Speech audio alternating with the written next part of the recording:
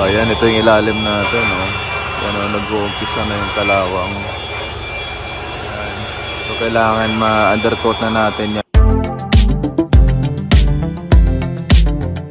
So tinatanggal lang nila yung cover sa ilalim.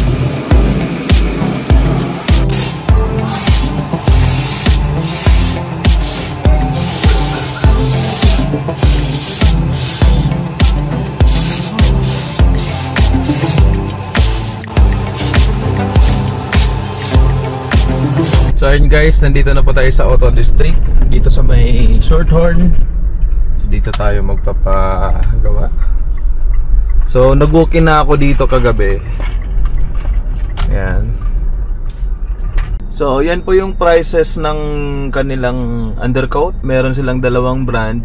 Meron silang worth nag-i-start siya ng 6,500 sa sedan, tapos 9,000 naman yan sa SUV. Tapos yung isa, wholesale yung isa, ang price naman is 4,000 for sedan, tapos 5,000 naman sa SUV. So, yan yung i-avail ko kasi made in, ano naman yung wholesale, made in Japan. Tapos yung worth is German.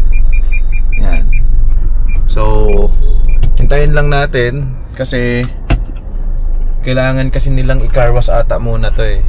Carwash muna, tapos yun, sisimulan na yung undercoating process nila.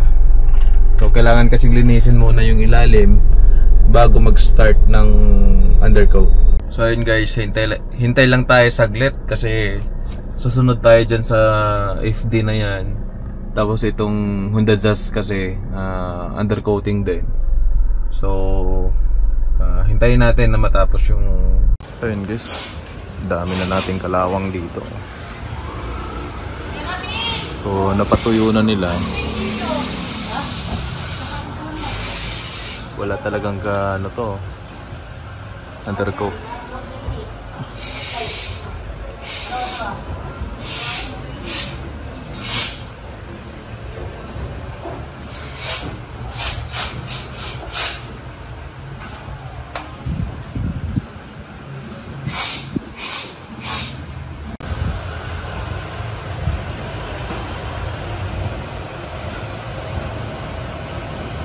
So pinatakpan ko lang yung tambotso kasi pag nasamahan niya ng buga, mabaho.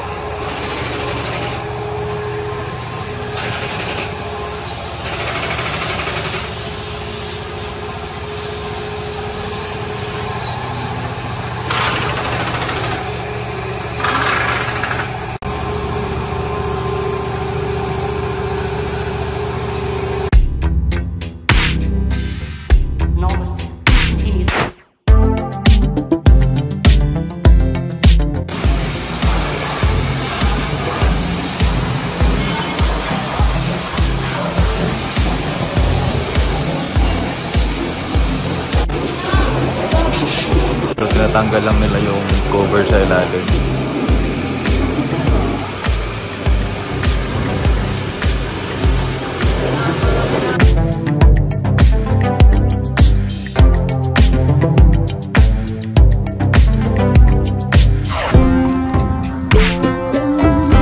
Anong gamit ng chemical na yan?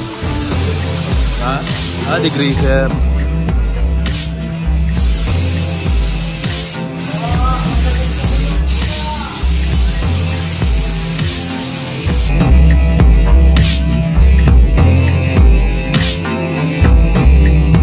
Guys, after nung degreaser, shampoo naman